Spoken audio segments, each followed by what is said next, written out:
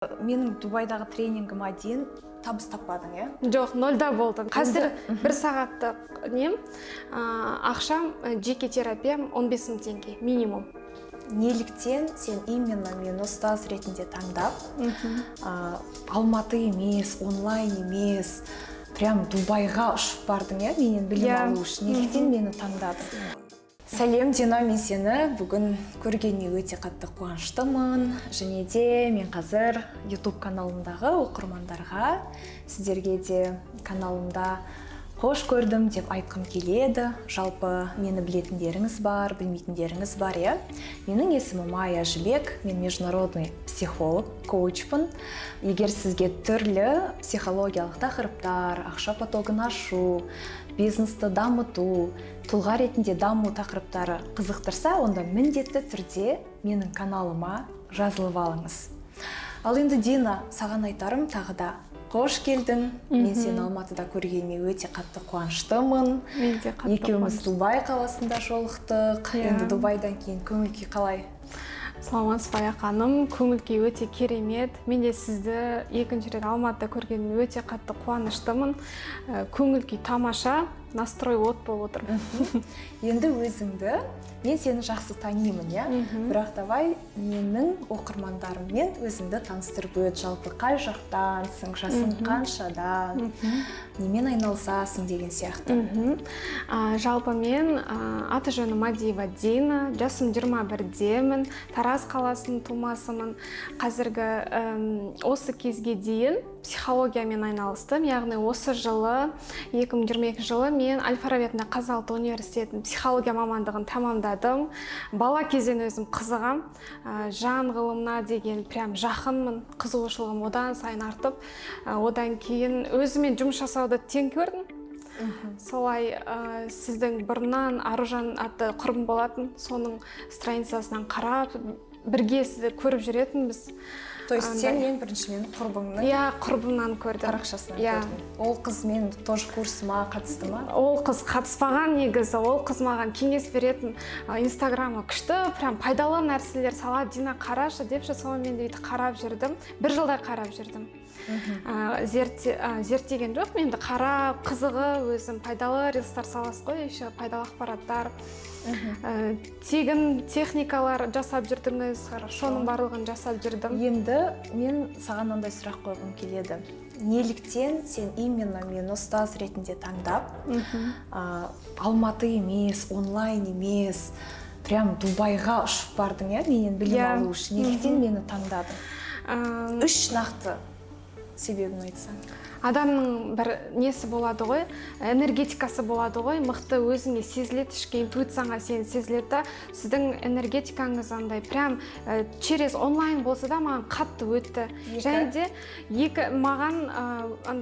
маған керекті именно самооценкамен жұмыс, яғни ата-анамен жұмыс, оны қалай негізі білем да, но именно детально қалай жасау керек, қабылдау керек, ол туралы білмейтінмін. Қазір бір нәрсе айтады. Барлығы білет бұл өмірде, барлығы ақылды.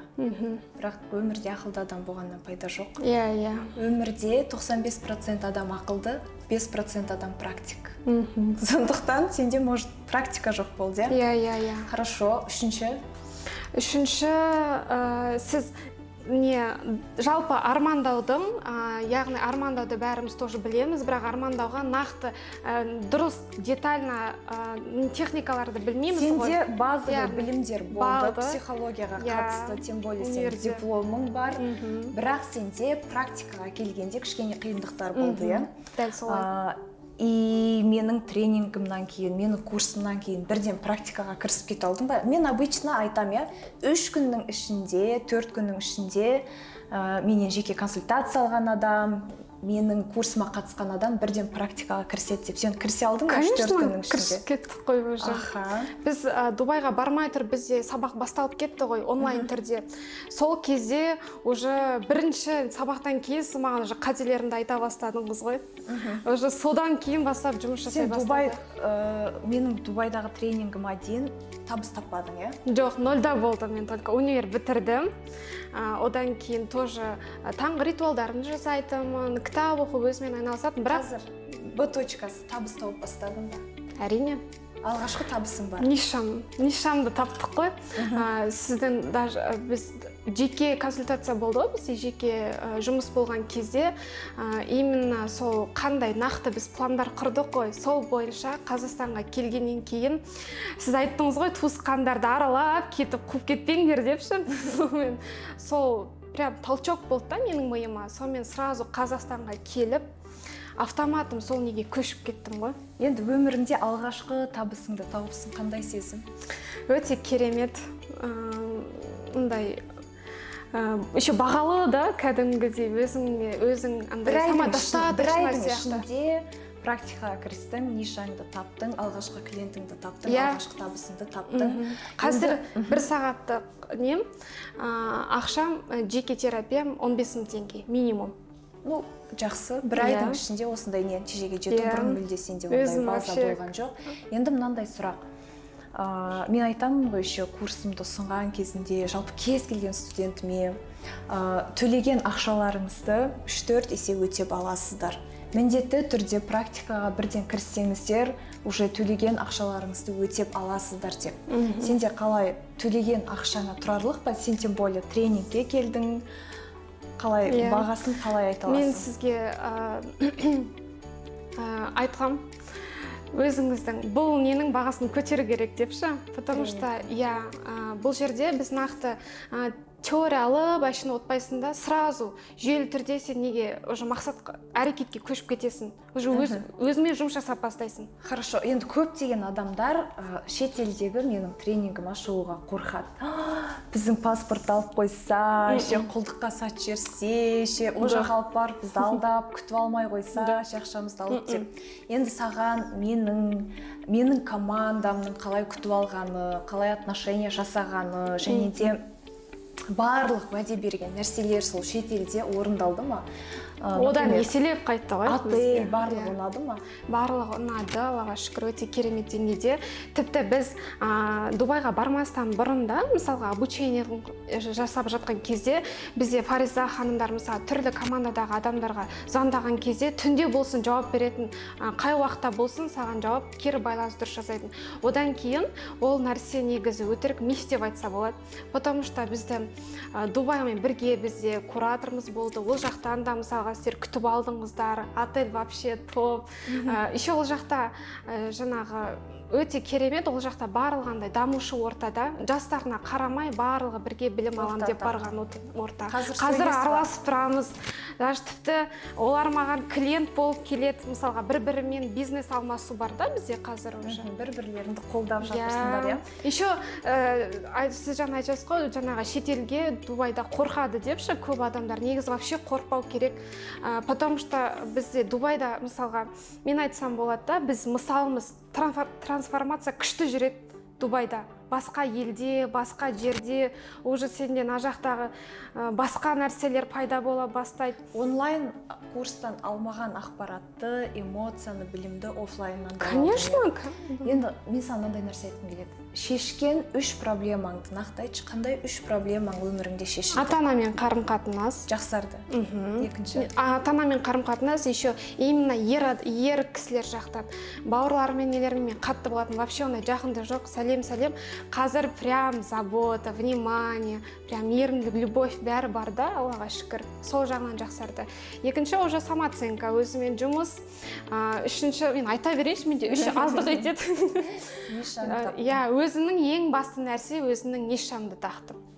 Яғни мен өзімен жұмыс жасап, уже айналамдағы адамдар да өзгеріп жатыр. Яғни әлем өзгеріп жатыр десем болады.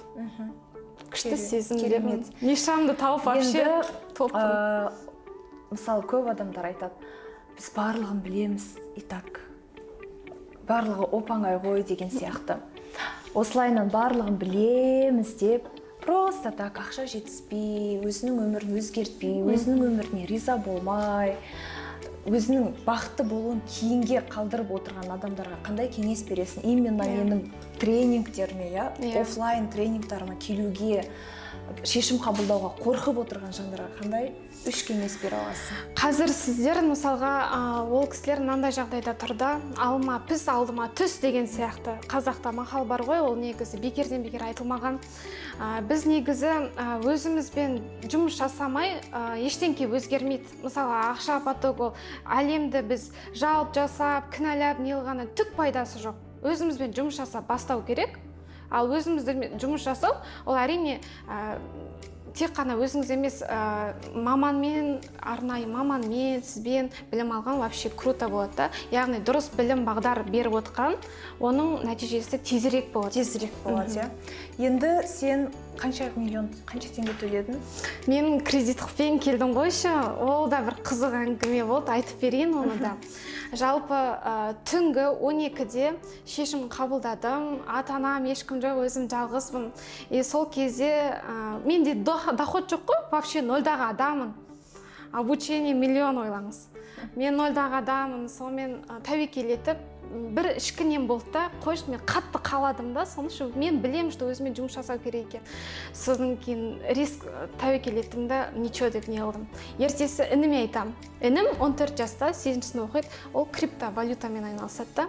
Сонымен оған айтам, без эмоций да, не болды, сен мені қолдамайсың ба десем, маған 600 теңге налмысын тұр да. Я в шоке ғой, короче. 14 жасар едің ба? Я в шоке. Сонымен келісіп алдық. Сосын мен, короче, енді өзім нишаны тауып неғын кезде қайтарамын деп, сондай не болған болатын.